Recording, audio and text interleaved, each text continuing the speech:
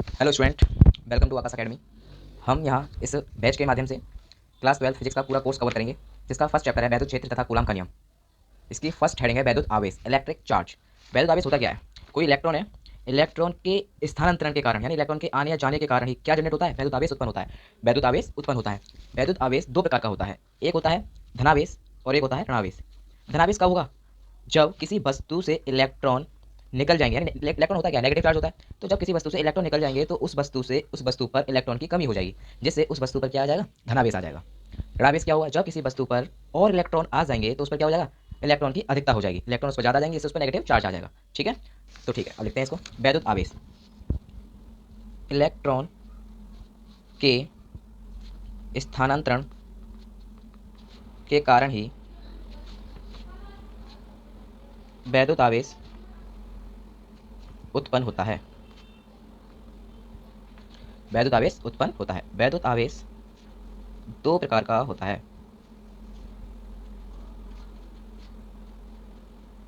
और वैद्युत आवेश को किससे डिनोट करते हैं? क्यू से। इसे क्यू से प्रदर्शित करते हैं। ठीक है, वैद्युत आवेश दो प्रकार का होता है। नंबर वन, धनावेश। नंबर वन कौन सा? धनावेश। धनावेश जब किसी वस्तु से इलेक्ट्रॉन निकल जाते हैं, जब किसी वस्तु से इलेक्ट्रॉन निकल जाते हैं, अर्थात उन पर इलेक्ट्रॉन की क्या हो जाएगी? कमी हो जाएगी। इलेक्ट्रॉन की कमी हो जाती है, इलेक्ट्रॉन की कमी हो जाती है, तो उस वस्तु पर धनावेश आ जाता है। धनावेश आ जाता है। ठीक, अब आएंगे ऋणावेश पर। सेकंड, ऋणावेश। ऋणावेश पे क्या होगा? उस वस्तु पर इलेक्ट्रॉन आ जाएंगे, तो लिखेंगे जब किसी वस्तु पर इलेक्ट्रॉन आ जाते हैं, अर्थात उस पर इलेक्ट्रॉन की अधिकता अधिकता हो जाती है, तो उस वस्तु पर ऋणावेश आ जाता है। ठीक, वैद्युत आवेश का ऐसा ही मात्रक होता है कूलाम, और वैद्युत आवेश के सीजीएस मात्रक होते हैं स्टेट कूलाम और फ्रैंकलिन। ठीक है, तो वैद्युत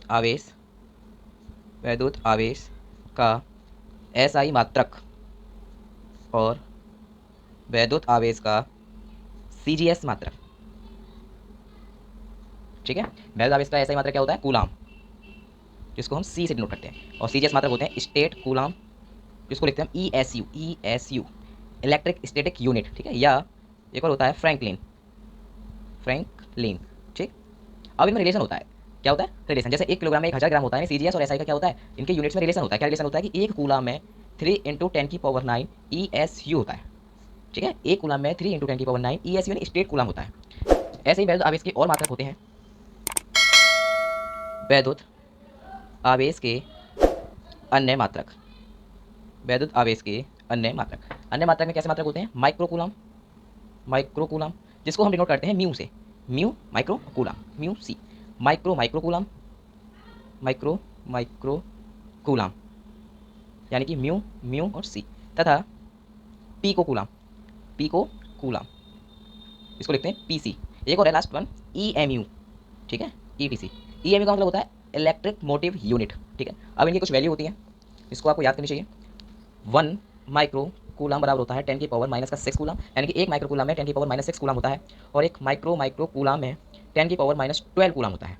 एक पीको कूलाम में 10⁻12, यानी कि एक माइक्रो कूलाम एक पीको कूलाम के कैसा है? बराबर है। और एक ईएमयू में 10 कूलाम होता है। ठीक है, वैद्युत आवेश की विमा। नेक्स्ट हेडिंग है हमारी इसके अंदर, वैद्युत आवेश की विमा। वैद्युत आवेश की डायमेंशन होती है टी ए। क्या होती है? T A. और वैद्युत आवेश कैसी राशि है? वैद्युत आवेश एक अदिश राशि है। कैसी राशि है? अदिश राशि है। ठीक, अगली नेक्स्ट हेडिंग है हमारी मूल आवेश। कौन सी? मूल आवेश। मूल आवेश। ओके, मूल आवेश होता क्या है? किसी वस्तु या कण पर जो सबसे कम जितना भी आवेश होगा, सबसे कम मतलब जो भी बचा होगा, लास्ट वन जो भी उस पर चार्ज होगा, जो हो सकता है सबसे कम, वही उसका क्या कहलाएगा, मूल आवेश। तो उसको लिखेंगे किसी वस्तु या कण पर न्यूनतम संभव आवेश को ही मूल आवेश कहते हैं। मूल आवेश कहते हैं।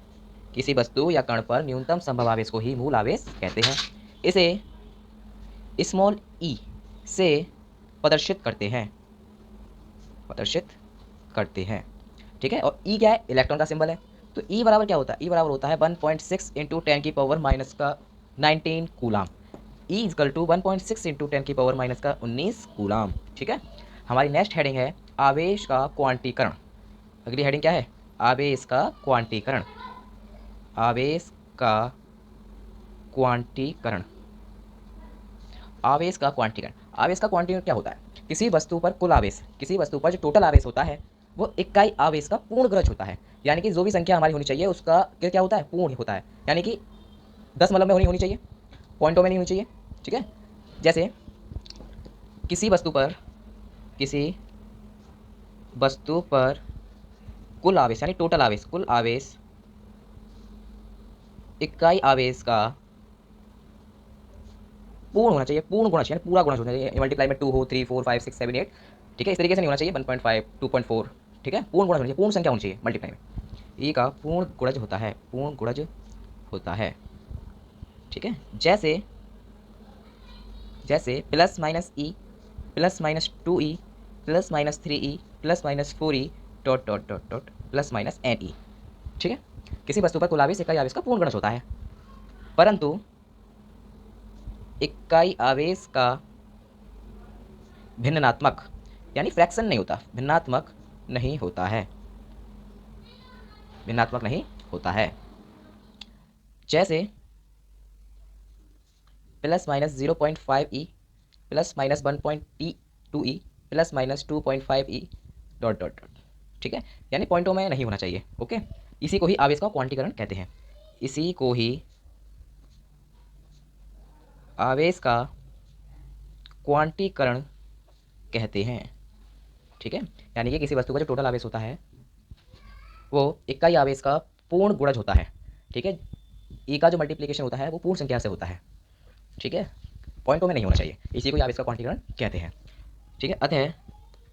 किसी वस्तु पर अतः किसी वस्तु पर कुल आवेश, किसी वस्तु पर कुल आवेश कितना होता है, जिसको सिंबल से डिनोट करते हैं क्यू से। तो किसी वस्तु पर कुल आवेश कितना हो सकता है, प्लस माइनस एन इंटू ई। एन क्या है, इलेक्ट्रॉनों की संख्या, कितने इलेक्ट्रॉन्स हैं, और ई आपको पता है मूल आवेश है। ठीक है। तो फॉर्मूला यहाँ से पहला बनता है क्यू बराबर एन ई, जहाँ एन है हमारे पास इलेक्ट्रॉनों की संख्या, जहाँ एन इजकल टू इलेक्ट्रॉनों की संख्या। ठीक। और ई है हमारे पास मूल आवेश कह सकते हैं इसको, या इकाई आवेश, एक आवेश या इकाई आवेश। ठीक। ओके। इस फॉर्मूले से रिलेटेड हम कुछ न्यूमेरिकल करते हैं। जैसे एक वस्तु पर 500 इलेक्ट्रॉन की कमी है, बताइए इस पर कितना और कैसा आवेश है, कितना और कैसा आवेश है। सबसे पहले हम इस क्वेश्चन में दे रखा है कि सबसे पहले इसमें क्या कहा कि 500 इलेक्ट्रॉन की कमी है, यानी इलेक्ट्रॉन की कमी यानी कि धनावेश। तो एक आंसर तो पता पड़ गया, इस पर क्या कैसा आवेश होगा, धनावेश होगा, क्योंकि इस पर इलेक्ट्रॉन की कमी है। ठीक है। तो एक तो पता पड़ गया, गिवन डेट इलेक्ट्रॉन की संख्या कितनी है, एन, यानी कि कितनी है 500। कैसा आवेश और कितना आवेश यानी क्यू निकालना है। हम जानते हैं क्यू बराबर क्या होता है, एन इंटू ई।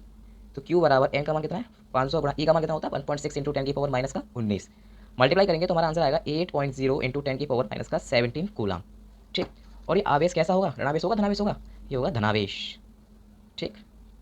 कैसे पता पड़ा हमें, इस कमी से, क्योंकि इलेक्ट्रॉन की कमी होना ही क्या कहलाता है, धनावेश, और इलेक्ट्रॉन की अधिकता हो जाएगी तो क्या हो जाएगा, ऋणावेश। ठीक है। सेकंड क्वेश्चन देखते हैं। एक वस्तु पर 1500 इलेक्ट्रॉन की अधिकता है। क्या बोला इसने, अधिकता। अधिकता का मतलब समझ रहे हो, इलेक्ट्रॉन इस पर ज़्यादा है तो क्या आएगा, इस पर ऋणावेश आएगा। बताइए इस पर कितना और कैसा आवेश है। ठीक। कितने इलेक्ट्रॉन है इस पर, नंबर्स ऑफ इलेक्ट्रॉन कितने हैं, यानी कि गिवन डेट दिया है इलेक्ट्रॉनों की संख्या n दे रखी है 1500। आवेश पूछा है इन्होंने। आवेश का फॉर्मूला क्या होता है, Q बराबर n इंटू ई, और Q बराबर n का मान दे रखा है 1500 गुणा ई का मान है 1.6 इंटू 10 की पावर माइनस का 19, मल्टीप्लाई करेंगे तो 2400 इंटू 10 की पावर माइनस का 19। इसको हम क्या कर सकते हैं, 2 जीरो से 2 कम कर सकते हैं, माइनस का 17 हो जाएगा, और बीच में पॉइंट लगाएंगे तो कितना हो जाएगा, माइनस का 16 कूलाम। और ये कैसा आवेश है, ऋणावेश या धनावेश, अधिकता है, अधिकता के लिए क्या लगाएंगे, इलेक्ट्रॉन ज़्यादा है तो क्या होगा इस पर, आवेश। ठीक है, लास्ट क्वेश्चन देखते हैं इसका। किसी वस्तु पर 4 इंटू 8 इंटू 10 की पावर माइनस का 19 कूलाम धनावेश है। क्या है, धनावेश। इस पर कितने इलेक्ट्रॉन की कमी या अधिकता है। ठीक है, अभी पूछना चाह रहा है कि इस पर कितने इलेक्ट्रॉन की कमी है या कितने इलेक्ट्रॉन की अधिकता है। तो सबसे पहले इस क्वेश्चन को गौर से पढ़िए, उसमें दे रखा है कि इस पर क्या है, धनावेश। धनावेश कब आया होगा, जब इससे इलेक्ट्रॉन गए होंगे, यानी इससे इलेक्ट्रॉन की कमी आई होगी। ठीक है, इसका एक आंसर है, पता पड़ गया। गिवन डेट दिया है, जो आवेश दे रखा है, कौन सा दे रखा है, धनावेश, वो दे रखा है 4.8 इंटू 10 की पावर माइनस का 19 कूलम आवेश दे रखा है हमें। ठीक है, नंबर ऑफ इलेक्ट्रॉन यानी कि इलेक्ट्रॉन की संख्या हमें निकालनी है। फॉर्मूला होता है Q बराबर n इंटू ई, जहाँ Q का मान 4.8 इंटू 10 की पावर माइनस का 19, n इंटू 1.6 इंटू 10 की पावर माइनस का 19। यहाँ से हम n का मान निकाल सकते हैं, तो 4.8 इंटू 10 की पावर माइनस का 19 यह फॉर्म में चला जाएगा, 1.6 इंटू 10 की पावर माइनस का 19, इससे ये गया, पॉइंट से पॉइंट हट गया, और 16 दिया 48, यानी n का मान आ गया 3। यानी कितने इलेक्ट्रॉन है, 3 इलेक्ट्रॉन है। 3 इलेक्ट्रॉन ज़्यादा है या कम है, 3 इलेक्ट्रॉन क्या है, कमी है। कमी क्यों है, क्योंकि धनावेश है। ओके, अगली हेडिंग है हमारी आवेश संरक्षण का नियम। ठीक है, आवेश संरक्षण का नियम, कंजर्वेशन ऑफ इलेक्ट्रिक चार्ज। ठीक है, आवेश का संरक्षण का नियम बहुत ही याद दीजिए। कैसे, आवेश को ना तो उत्पन्न कर सकते हैं और ना ही नष्ट कर सकते हैं। ठीक है, संपूर्ण आवेश कैसा रहता है, कांस्टेंट रहता है, यानी नियत रहता है। यही आवेश संरक्षण का नियम है। तो इट्स वेरी इजी, आवेश को ना तो उत्पन्न किया जा सकता, ना ही नष्ट किया जा सकता, अर्थात संपूर्ण आवेश कैसा रहता है, नियत रहता है। संपूर्ण आवेश नियत रहता है। यही आवेश संरक्षण का नियम है। यही आवेश संरक्षण का नियम है, जिसको हम एक एग्जाम्पल के थ्रू समझते हैं। ठीक है, एग्जाम्पल है इसका, एक रिएक्शन है। First example, 4 beryllium 9 plus 2 helium 4 tends to 6C12 plus 0N1, ये रिएक्शन है। अब आप देख पा रहे होंगे कि देखो, ये वाली परमाणु क्रमांक होता है, यही किसके बराबर होता है, इलेक्ट्रॉन की संख्या के बराबर होता है। तो इस साइड में इलेक्ट्रॉन देखो 4 और 2 कितना हो गया, 6, और इस साइड में इलेक्ट्रॉन कितने हैं, 0 और 6 कितना हो गया, 6। यानी दोनों तरफ आवेश कैसा है, बराबर है। ठीक है, दोनों तरफ आवेश की वैल्यू कैसी है, नियत है। तो यही तो आवेश संरक्षण का नियम है। जैसे लिख सकते हैं इसको, 4 बेरिलियम 9 प्लस 2He4 का कुल आवेश, यानी इसका जो कुल आवेश आया है वो कितना आया है, 4 electron plus 2 electron equal to 6 electron. 6C12 0N1 का कुल आवेश कितना आया है, 6 electron plus 0 electron equal to 6 electron, दोनों ही इलेक्ट्रॉन हमारे 6 6 आए। तो कह सकते हैं, अतः उपरोक्त से स्पष्ट है कि यहाँ कुल आवेश नियत है। कुल आवेश नियत है, अतः यहाँ आवेश संरक्षण के नियम का पालन हो रहा है। अतः यहाँ आवेश संरक्षण के नियम का पालन हो रहा है। आपको जो भी सब कुछ इंपॉर्टेंट होगा फिजिक्स में, सब यहीं पढ़ाया जाएगा। आपको बुक में से पढ़ने की जरूरत नहीं पड़ेगी, पूरा 100% यहीं से आएगा। ठीक है, अगला इसका एग्जाम्पल देते हैं। एग्जाम्पल है इसका 2 7 nitrogen 14 plus 2 helium 4 tends to 8O17 plus 1H1। ठीक, अब इसमें भी आप देख पा रहे हैं 7 इलेक्ट्रॉन, 2 इलेक्ट्रॉन, 9 इलेक्ट्रॉन, 8 और प्लस 1 यानी कि 9 इलेक्ट्रॉन। यहाँ भी हमारा क्या है, टोटल आवेश हमारा नियत है। इसका मतलब क्या, आवेश संरक्षण के नियम का पालन हो रहा है। ठीक है, जिसको हम लिख सकते हैं 7 and 14 प्लस 2 हीलियम 4 पर कुल आवेश बराबर 7 electron plus 2 electron equal to 9 electron. 8O17 1H1 पर कुल आवेश 8 इलेक्ट्रॉन प्लस 1 इलेक्ट्रॉन यानी कि 9 इलेक्ट्रॉन। ठीक है, अतः उपरोक्त से स्पष्ट है कि यहाँ कुल आवेश नियत है, कुल आवेश नियत है, अतः यहाँ आवेश संरक्षण के नियम का पालन हो रहा है, आवेश संरक्षण के नियम का पालन हो रहा है, पालन हो रहा है। ठीक, अब नोट लिखिए। नोट फर्स्ट, देखो यदि किसी ऐसी बॉडी है जिस पर कोई भी चार्ज नहीं है और उस बॉडी पर क्या आ रहा है, धनावेश आ रहा है। धनावेश आ रहा है का मतलब क्या है कि उस पर इलेक्ट्रॉन जा रहे हैं, यानी इलेक्ट्रॉन जा रहे हैं, इसका मतलब क्या है कि उस बॉडी का द्रव्यमान यानी मास क्या होगा, कम हो जाएगा। इलेक्ट्रॉन का द्रव्यमान उस बॉडी से जाते जाएगा तो क्या होगा, उस बॉडी का क्या हो जाएगा, मास यानी कि द्रव्यमान घट जाएगा। यदि किसी वस्तु पर ऋणावेश आ जाएगा तो इसका मतलब क्या है, पहले से ही उस पर ऋणावेश और ऋणावेश आ रहा है यानी कि और द्रव्यमान उसका बढ़ रहा है, तो उस बॉडी का भी क्या हो जाएगा, द्रव्यमान बढ़ जाएगा। तो यही मल्टीपल चॉइस में पूछ लेता है कभी कभार। किसी अनावेशित अनावेशित पिंड पर, अनावेशित मतलब नॉर्मल, यानी उस पर ना तो ऋणावेश है और ना ही धनावेश, अनावेशित है उस समय पर धनावेश आ जाता है तो उसका द्रव्यमान घट जाएगा। यदि किसी अनावेशित पिंड पर ऋणावेश आ जाता है तो उसका द्रव्यमान बढ़ जाएगा। ठीक है, एक क्वेश्चन लिखिए। किसी वस्तु को, एक क्वेश्चन लिखिए छोटा सा, किसी वस्तु को धनावेश दिया जा रहा है, दिया जा रहा है, इसका क्या अर्थ है, इसका क्या अर्थ है। देखो इसका अर्थ है कि वस्तु से इलेक्ट्रॉन को हटाया जा रहा है तभी तो धनावेश आएगा, अतः इलेक्ट्रॉनों की क्या होगी, उस वस्तु पर कमी हो जाएगी।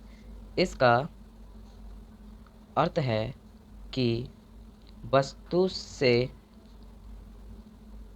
इलेक्ट्रॉनों को हटाया जा रहा है, हटाया जा रहा है, अतः इलेक्ट्रॉनों की कमी हो रही है। क्या हो रही है, इलेक्ट्रॉनों की कमी हो रही है, ये उसका आंसर है। ठीक है, नेक्स्ट हेडिंग है आवेश की विशेषताएं। आवेश की क्या क्या विशेषताएं होती हैं। ठीक, आवेश की विशेषताएं, आवेश की विशेषताएं, आवेश की विशेषता होती है समान प्रकृति के आवेश एक दूसरे को प्रतिकर्षित करते हैं। समान प्रकृति के आवेश, जैसे ये ऋणावेश, ये ऋणावेश, ये एक दूसरे को क्या करेंगे, प्रतिकर्षित करेंगे। क्या करेंगे, प्रतिकर्षित, दूर भागेंगे एक दूसरे से। ऋणावेश ऋणावेश से दूर भागेगा, धनावेश धनावेश से दूर भागेगा। ठीक है, दोनों ही समान प्रकृति के, इसलिए एक दूसरे को क्या करेंगे, प्रतिकर्षित करेंगे, एक दूसरे से दूर भागेंगे। यदि विपरीत प्रकृति के हों, एक को प्लस और एक को नेगेटिव, तो ये क्या करेंगे, एक दूसरे को आकर्षित करेंगे, एक दूसरे के पास आएंगे, एक दूसरे के क्या आएंगे, क्लोज आएंगे, आकर्षित करेंगे। नेक्स्ट पॉइंट है इसका स्थिर आवेश, यानी कोई ठहरा हुआ यानी रुका हुआ आवेश। रुका हुआ आवेश केवल और केवल वैद्युत क्षेत्र उत्पन्न करता है, यानी रुका हुआ आवेश सिर्फ और सिर्फ वैद्युत क्षेत्र ही उत्पन्न कर सकता है। ठीक, नियत वेग, यानी एक समान स्पीड से चलता हुआ आवेश वैद्युत क्षेत्र भी उत्पन्न करेगा, साथ ही साथ चुंबकीय क्षेत्र भी उत्पन्न करेगा। ठीक है, नियत वेग यानी कि कांस्टेंट वेलोसिटी से चलता हुआ आवेश वैद्युत क्षेत्र और चुंबकीय क्षेत्र दोनों को ही क्या करता है, उत्पन्न करता है। नियत त्वरण, त्वरण यानी कि उसकी जो स्पीड है वो एक नियत तरीके से क्या करें, बढ़ाई जा रही है। नियत त्वरण से गतिमान आवेश, जैसे मान लो कुछ दूरी चली उसने 5 किलोमीटर पर आवर से, नेक्स्ट दूरी फिर 5 और बढ़ा दी 10 से, नेक्स्ट 15, यानी नियत तरीके से क्या हो रही है, उसकी स्पीड बढ़ रही है। तो उस समय वो आवेश वैद्युत क्षेत्र भी उत्पन्न करेगा, चुंबकीय क्षेत्र भी उत्पन्न करेगा, साथ ही साथ वैद्युत चुंबकीय तरंगें भी उत्पन्न करेगा। तो यह है आवेश की विशेषताएं। चलो इन्हें लिखते हैं। नंबर 1, समान प्रकृति के आवेश, समान प्रकृति के आवेश एक दूसरे को प्रतिकर्षित, एक दूसरे को प्रतिकर्षित करते हैं। सेकंड है इसका विपरीत प्रकृति के आवेश एक दूसरे को आकर्षित करते हैं। लास्ट है इसका स्थिर आवेश केवल वैद्युत क्षेत्र उत्पन्न करता है, वैद्युत क्षेत्र उत्पन्न करता है। 4 है इसका नियत वेग से गतिमान आवेश वैद्युत क्षेत्र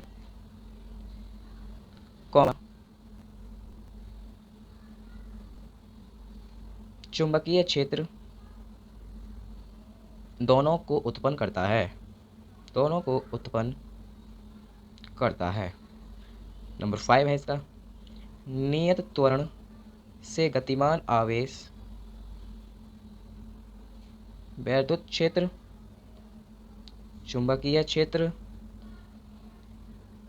तथा वैद्युत चुंबकीय तरंगें, वैद्युत चुंबकीय तरंगें भी उत्पन्न करता है, उत्पन्न करता है। ठीक है, अगर आपको ये वीडियो अच्छी लगी तो इसको लाइक करें, सब्सक्राइब करें, क्योंकि इससे हम पूरा कोर्स कवर करने वाले हैं। और इस चैप्टर का ये फर्स्ट सेशन था, इसके नेक्स्ट सेशन में हम इस चैप्टर को पूरा कंप्लीट करेंगे। फिर नेक्स्ट सेकंड चैप्टर हम वैद्युत क्षेत्र की तीव्रता को स्टार्ट करेंगे। ठीक है, ओके, थैंक यू।